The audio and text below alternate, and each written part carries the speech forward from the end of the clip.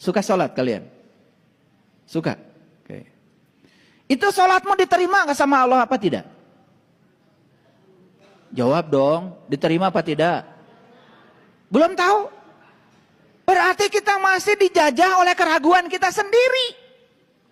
Saya tanya, nanti kalian kalau mati, selamat apa celaka? Gimana Allah? Itu sholatmu diterima apa tidak oleh Allah? Gimana Allah? Hajimu mabrur atau mabur? Gimana Allah? Semua gimana Allah? Harusnya pastikan oleh dirimu sendiri. Kalau saya pastikan sholat saya diterima oleh Allah. Pasti. Kenapa? Loh, saya bisa ukur kok. Sholat itu kata Allah, aqimis sholat, inna sholat tanhanil fasya wal munkar. Sholat itu kau lakukan, kalau engkau melakukannya benar, kamu akan terbebas dari perbuatan keji dan munkar. Sholat bukan tujuan, sholat itu adalah alat untuk mencapai tujuan. Apa tujuan sholat? Terbebas dari keji dan munkar. Kalau kita sudah merdeka, kalau kita sudah damai, tidak nyalahkan orang, tidak usil pada orang, itu indikator sholat pun diterima.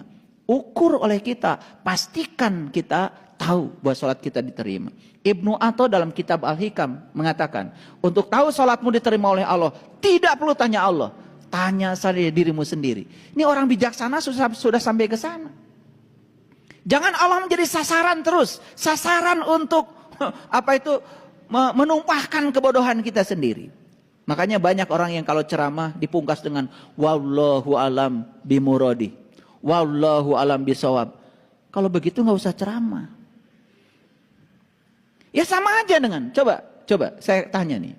Kalian ngerti nggak? Alif lam mim. Apa artinya? Kalau lihat terjemahan yang ada, hanya Allah yang tahu, betul? Sekarang alif lam ro. Apa? Terjemahnya sama, hanya Allah yang tahu. Kaf ha ya ain shod. Terjemahannya sama, hanya Allah yang tahu. Coba baca itu. Ha mim. Sama, hanya Allah yang tahu. Ain sin qaf, hanya Allah yang tahu.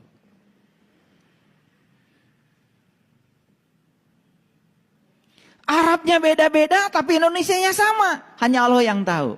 Dan semua kita sepakat untuk menerima itu tanpa pikiran yang cerdas. Sekarang saya akan mengajak berpikir sedikit. Sedikit aja, nggak usah pintar-pintar. Lihat semuanya ke sini. Quran ini petunjuk bukan? Buat siapa? Buat manusia. Dari siapa? Dari Allah. Nah, Quran ini ibarat rambu-rambu lalu lintas. Petunjuk. Persis seperti rambu-rambu lalu lintas. Siapa yang bikin rambu lalu lintas? Polisi bukan? Polisi yang bikin. Siapa yang menggunakan? Pengendara bukan? Makanya harus lulus SIM-nya. Makanya di tes itu lulus SIM, pasti ada ujian. Rambu ini maksudnya apa? Rambu ini maksudnya apa? Rambu ini maksudnya apa? Makanya yang lulus tes SIM-nya nyogok, pasti ditilang. Lihat saya semuanya. Kalau itu rambu, kita nggak ngerti. Boleh tanya nggak sama polisi? Pak polisi, rambu ini maksudnya apa? Kok tanya saya? Kan Bapak yang bikin. Loh kok kamu tanya? Biar saya ngerti. Supaya saya tidak salah jalan. Baik, kata polisi. Apa jawaban polisi? Hanya polisi yang tahu.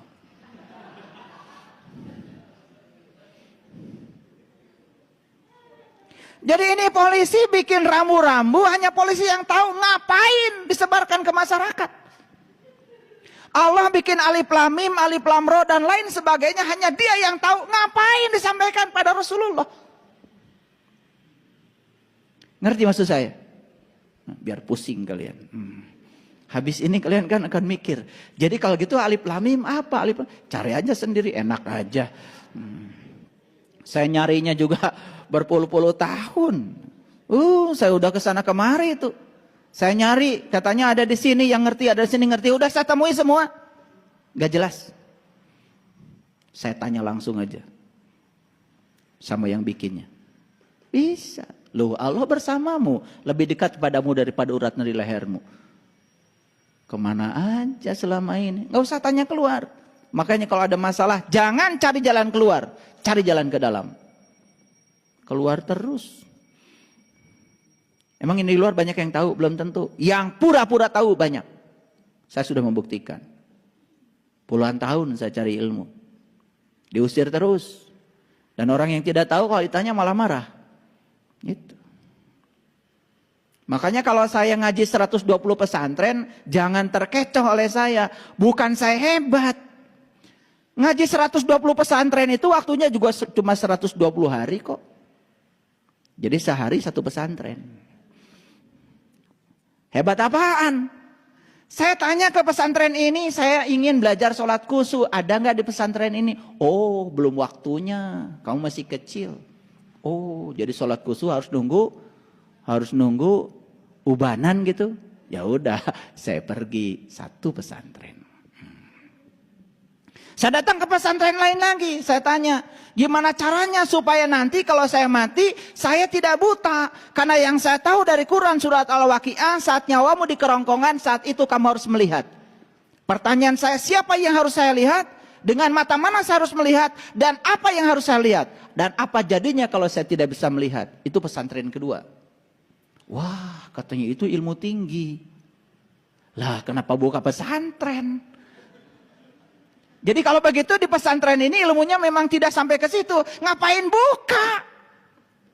Kalau cuma belajar bahasa Arab, A, I, U, Ba, Bi, Bu, gak usah buka pondok pesantren. Ya isinya kalau buka cuman belajar membaca terus buat apa? Pertanyaan yang mendasar bagi kita ini sekarang kita dijajah oleh kebodohan. Kita ingin keluar dari kebodohan kita sendiri. Betul? Yuk. Jadi alif lam mim artinya apa? Alif lam ra. Hanya Allah yang tahu. Nerima kalian? Wah, kemarin nerima. Setelah dijelaskan begini baru mikir, oh iya ya. Kalau hanya Allah yang tahu ngapain difirmankan ke kita? Bukankah itu petunjuk buat kita? Betul nggak? Ini saya cuma mengajarkan kritis saja. Karena ciri manusia abad 21 itu 5. 1 kritis, 2 kreatif, 3 kolaboratif, yang 4 komunikatif, yang kelima compassion. Cinta kasihnya besar. Nggak tahu kenapa ada orang yang mengatakan manusia abad 21 cinta kasihnya besar. Semoga saja anak-anak yang terlahir sekarang ini anak-anak yang berkesadaran. Yang sudah melewati beberapa fase kehidupan di kehidupan yang dulu. Lahir jadi anak yang berkesadaran sekarang.